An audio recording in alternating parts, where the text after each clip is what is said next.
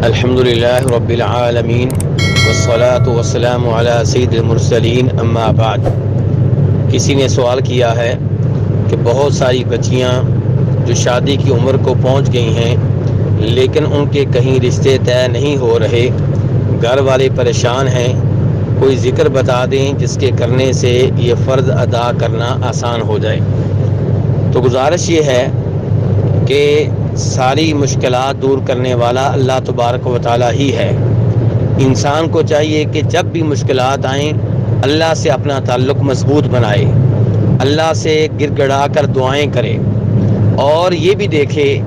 کہ کون سے ایسے مجھ سے گناہ ہو رہے ہیں جن کی وجہ سے میری دعائیں قبول نہیں ہو رہی۔ مثال کے طور پہ حرام کھانے والا،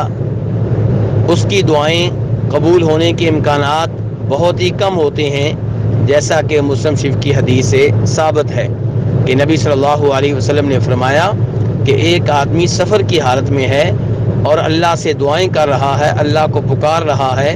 حالت ایسی ہے کہ اس پہ غبار ہے،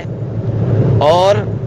ایسی حالت میں دوسری حدیث کے مطابق دعائیں قبول ہوتی ہیں کہ جب انسان سفر کی حالت میں ہو اور اس کا برا حال ہو، لیکن اس کی دعا قبول نہیں ہو رہی، جبکہ وہ کہہ رہا ہے یا ربی یا ربی یا ربی، اے میرے رب اے میرے رب اے میرے رب، یعنی کہ اللہ کو پکار رہا ہے، اللہ سے مانگ رہا ہے اور اللہ کو رب ہونے کا واسطہ دے رہا ہے،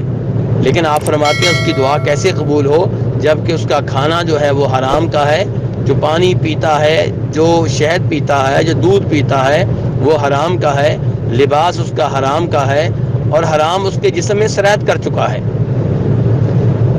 تو اس لیے انسان کو دیکھنا چاہیے کہ کون سے ایسے امور ہیں جو میری دعائیں قبول ہونے میں رکاوٹ ہیں، تو ان کا ازالہ کرنا چاہیے۔ گھر کا ماحول توحید کے مطابق ہو، شیطانی امور گھر میں وقوع پذیر نہ ہو رہے ہوں، اور اللہ سے گر گڑا کر دعائیں کی جائیں تو اللہ تعالیٰ دعائیں سنتے ہیں۔ اس کے ساتھ ساتھ میں وہ چند دعائیں بتا دیتا ہوں جو نبی علیہ الصلوۃ والسلام سے ثابت ہیں کہ وہ دعائیں پریشانی کے وقت کی جائیں تو اللہ تعالیٰ دعائیں سننے والا ہے، قبول کرنے والا ہے۔ ایک تو وہ دعا جو جناب یونس علیہ السلام نے کی جب کہ وہ مچھلی کے پیٹ میں تھے، اور مچھلی کے جب پیٹ میں تھے تو اس سے زیادہ پریشانی کیا ہوگی، تب انہوں نے اللہ تعالیٰ کو پکارا اور کہا لا الہ الا انت سبحانک انی کنت من الظالمین، کہ اے اللہ تیرے سوا کوئی معبود برحق نہیں، تو ہر عیب سے پاک ہے، میں ہی ظلم کرنے والوں میں سے ہوں۔ تو یہ دعائیں جناب یونس علیہ السلام نے مچھلی کے پیٹ میں کی، اللہ نے ان کی دعائیں سنی اور انہیں مچھلی کے پیٹ سے صحیح سالم باہر نکالا۔ ایسے ہی امام ابو داؤد اور ابن ماجہ وغیرہ روایت کرتے ہیں جناب اسماء بنت عمیس رضی اللہ تعالیٰ عنہ سے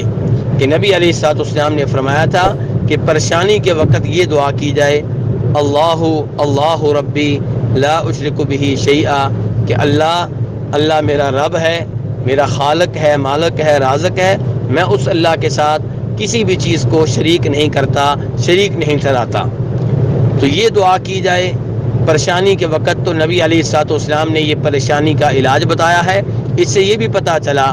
کہ پریشانیوں کے ایام میں انسان شرک سے بچے۔ عام طور پہ لوگ پریشانی کے ایام میں شرک کا ارتکاب کر بیٹھتے ہیں،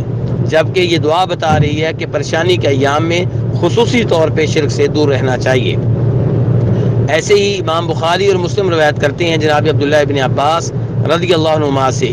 وہ کہتے ہیں کہ نبی علیہ السلام ذاتی طور پہ پریشانی کے ایام میں، پریشانی کی حالت میں، پریشانی کے وقت یہ دعا پڑھا کرتے تھے، یہ ذکر کیا کرتے تھے لا الہ الا اللہ العظیم الحلیم، لا الہ الا اللہ رب العرش العظیم، لا الہ الا اللہ رب السماوات ورب الارض ورب العرش الکریم۔ تو یہ بھی ان دعاؤں میں سے ایک ہے جو پریشانی کے ایام میں کرنی چاہیے، اور اس میں بھی توحید کا بیان ہے کہ اللہ کے سوا کوئی معبود برحق نہیں، اللہ عظمتوں والا ہے، اللہ بردبار ہے، اللہ کے سوا کوئی معبود برحق نہیں، اللہ عرش عظیم کا رب ہے، اللہ کے سوا کوئی معبود برحق نہیں، اللہ تعالیٰ 7 آسمانوں کا رب ہے، اور اللہ تعالیٰ عرش کریم کا رب ہے، اللہ تعالیٰ زمین کا رب ہے۔ اللہ تبارک و تعالیٰ ہم سب کی پریشانیاں دور فرمائے، اور اللہ تعالیٰ پریشانی کے ایام میں پریشانی کے لمحات میں ہمیں صرف اپنی ذات کی طرف رجوع کرنے کی توفیق عنایت فرمائے۔ وصلی اللہ تعالی علی نبی محمد و آلہ و صحبہ اجمعین۔